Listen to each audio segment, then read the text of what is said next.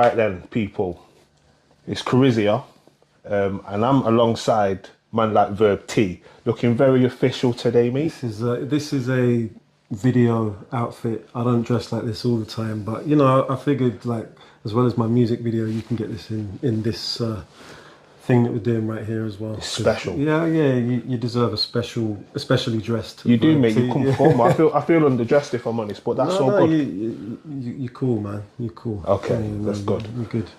Verb T, man. I've known you since what? 2004? 2003, in fact. Yeah. A long time. 20 something years. 20 something years. Yeah. And you've just what have you put out yesterday? Yesterday is To Love a Phantom, my first double album featuring you. Yeah, man.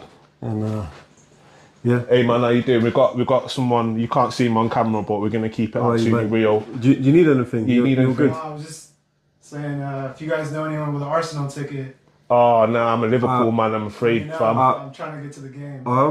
I can see. I'll see. I'm not sure about that though. It was hard to get tickets. It is real hard to get Arsenal tickets. Yeah. But good luck. Anyway. Yeah. All right, my brother. Enjoy, Thank you very much. Take it easy. Have a good one. Have it easy. Have it easy. Have it easy. Take a good one. Right. Okay. So yesterday you put out your double album, yeah? Double album, To Love a Phantom, featuring your good self on the motivation song. Yes, sir. A whole host of brilliant artists. Some dope talent. Yeah. Some beautiful writing. Yeah. No, it was a really something to put together, but yeah, real happy with how it came out, and yeah. How long was you working on it? I say 3 years because there's always an overlap between the previous project and the forthcoming one. I'm always working on multiple things. But I'd say, yeah, let's say 2.5 years. And but you know, I've been writing to some of those tracks for 3 because some of them were going to go on me and Vic Grimes' previous album. So shout out to Vic Grimes on the big up too. Vic Grimes, man. The production on there is nice. It is nice. But yeah, so yeah, this is, you know, in between I've had like the Home Alone projects, which the first one was self-produced. Yeah. And those I kind of wrote and put straight out. Some projects I think just capture a moment, get it out there. But with To Love a Phantom, it didn't start off as a double album, but it did start off as, I knew it was going to be a bigger album, just in scope. So I wanted to take my time with it and take longer to write the songs, because I think you'll probably relate to this. Like sometimes you get an idea and it's like, that's done. And then other times it's like, especially with an album, there's like a thread and you sort of take time to build up influence, build up ideas. Yeah. And some songs might even take a year to write.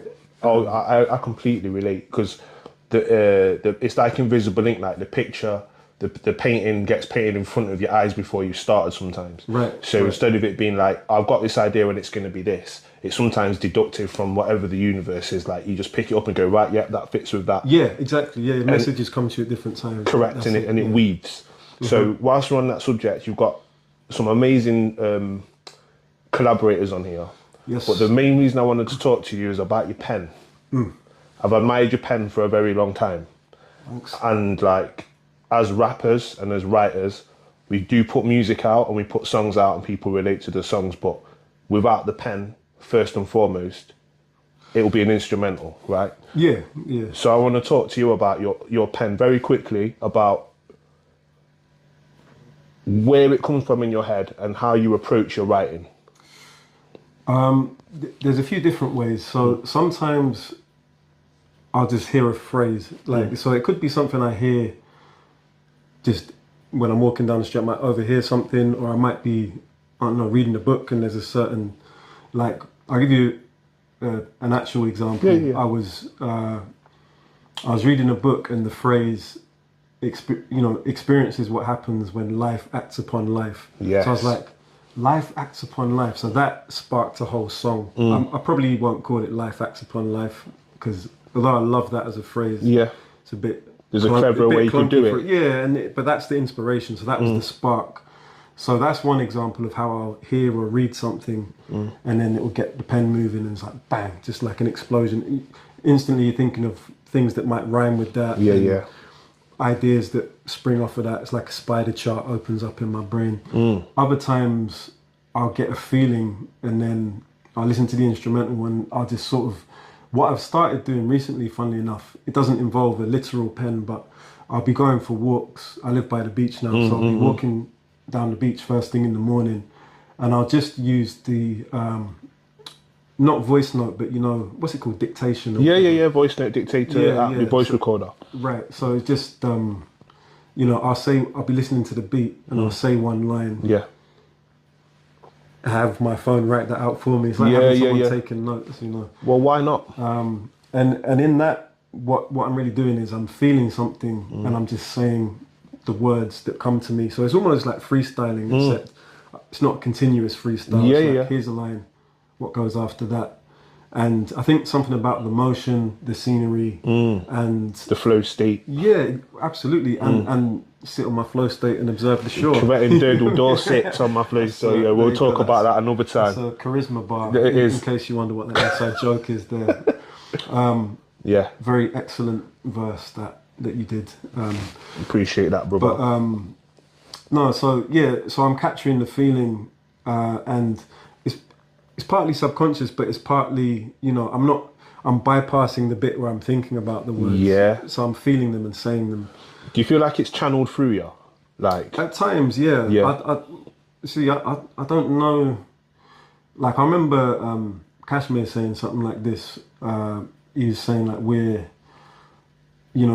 it's like we are receivers for a signal. Yes. And that's how a lot of creativity works. And I see it the same way. I resonate. Yeah, it's like we're all kind of experiencing the same things, and we're all part of the same. Like, I look, the planet is like one big organism, and we're all parts of it. You know? So mycelium, innit? Yeah, exactly, bro. Exactly, and it's like how we've all got a million germs living on us, or how you know, we are that on the earth. So we're all so connected anyway. So we are all having the same experience.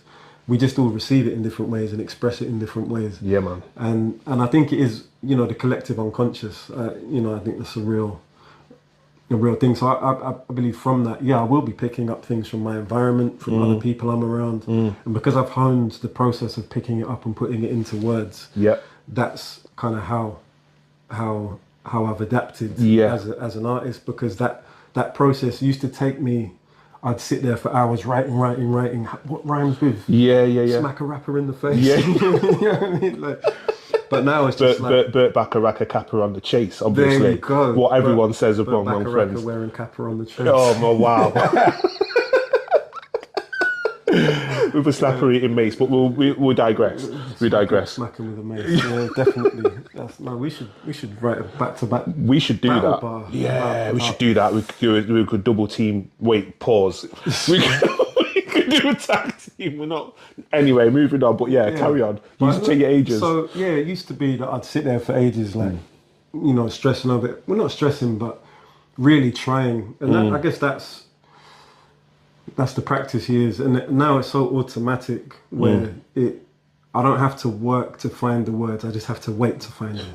Yeah, the channel opens and then they come. Yeah, and because I write every day, or at least try to write something every day. Yeah, I find that when you stay in that, it's just like training. You know, if you're a runner, it's like you take a few days off, but really you have to stay in shape constantly. Yeah. Like, if you're a boxer, it's like, you take your rest time, but you still have to train every day. You got to stay fit, fighting fit. Yeah. Basically. It's the same with MCing. It's like, you don't have to be making songs every day.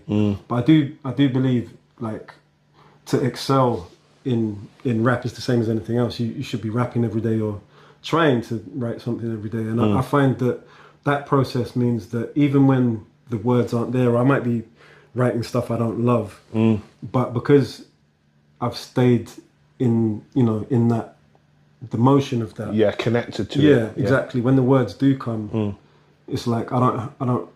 They just fall on the page. Basically. Yeah. You know? But that's a beautiful way of putting it. They fall on the page and then fall into our ears, man. And there's one thing I was thinking, like, it is a gift, that we've got. For sure. Yeah, and you got the exact same thing, man. And that's why we resonate. Well, yeah, because like I think about the song we did, the motivation track. I sent you that, and when you sent it back, I was like, "Fucking hell, that's sick!" And you did it so fast. So So that is an example of words falling on the page. Yeah, you heard absolutely. the idea, you Yeah. heard the beat, Yeah. came with a ridiculous verse with like layering, double meaning, like ridiculous schemes, flows. But it's because you have that talent to be able to rap like that. You just, as soon as you got the inspiration to create, it's was automatic there. for you. It was there. And I had it the next day, and I was like blown away by it. So Yeah, and you say that, but do you know why it was that quick? because you're really good at rapping. Because I'm fucking amazing, fucking guys. I'm sick. fucking sickest guy you've ever seen. The actual reason it was really that quick is because I sent you another track of mine that's forthcoming called Arrival. Oh, Arrival is Right. a fucking banger. You wait till you hear that. And you wrote that in a speed at which I could not comprehend in my expansive mindscape. Yeah. So you were challenged. So I was challenged. You were like, and oh yeah? Yeah, oh yeah, You right. reckon? I'll show you. You reckon? See, I'm going to write this verse, And actually, I think that you've got an album with so many artists where the multiplication of inspiration of each other is a beautiful thing as well. Because like, you definitely inspired me to write quicker because there's less thinking. It's just channel and do. And then what comes out of it might work and it might not. In this occasion, I would say it works. Oh, big time, yeah. But your speed and your training has definitely made me go, I need to get my training up. So I just want to thank you for that, man. Because Well, I'd say not to be all like, hey, just for the sake of it. But honestly, like the reason I wrote Arrival so quickly is because it's inspiration. So you sent me something where I was like, the music was amazing. Who produced that? SFM 35.8, producer on my new album, also known as Simon Morris, Bad Boy. Shout out to him because he did a great job with that Yeah. beat for a start. But then the concept was there. Your bar was ridiculous. So it's like I have a bar straight, no pun intended, to reach straight away. But also because the idea was so defined and spoke to me, and also you gave me direction with that one. Like I was thinking you could approach it from this point of view because the song has a specific structure. That's true. So when I have that inspiration, it makes it so much easier because then I just slip into that what I'm talking about. That the mechanism kicks in. Yeah, of writing because you've cleared the way for the why. Yeah, the why is cleared, it's almost like I don't have to think because it's like I understand the concept of you've explained it. So let me just writing a bar is as simple as me having a conversation with you now. Correct. When I have those things. Yeah. Because the hard part is, well, what do I want to say? So what do I want to write about? What's the subject? What's the topic? That's a really good point. Yeah. Now listen, I've known you for a lot of years. I could talk to you for as many years as I've known you, but I know you've got shit to do. Yeah. So we could literally be here for 4 hours. We could literally. My battery might die. There'll be a part two. There'll be more for sure. These. We'll do more, but I really appreciate hearing about your pen and how you're inspired. And I think this could be really useful for other musicians and artists to hear how people they view and see what's behind the product that we put, the gift, because it's a gift that we have, and then we give a gift to people of music. But like, what's behind the gift there? And I think it's really important to get it on the pen. So thank you very much, my brother. Thank you, man. Much appreciated, my G. Much love as always, bro. Respect people. And go check out Another Phantom, High Focus record. You can get it everywhere that you can possibly find it. 27th of February, Jazz Cafe. Look out for that gig, and there's many more. That'll be a good one. It'll be a big one. Wait till you hear Arrival. What's that project called? Well, my album's called On My Way. On My Way. On My Way. That's coming. Crazy. Woo! I'm excited for that, man. But for now, this is your time. My thing's going to come later. It's about you today. So thank you very much for having me as part of your album. Thank you for being on there. And always, there's a lot of good collabs we've done and many more in the future. Yes, sir. Yeah. All right, my G. Come on. Big up. Much love, man. Nice.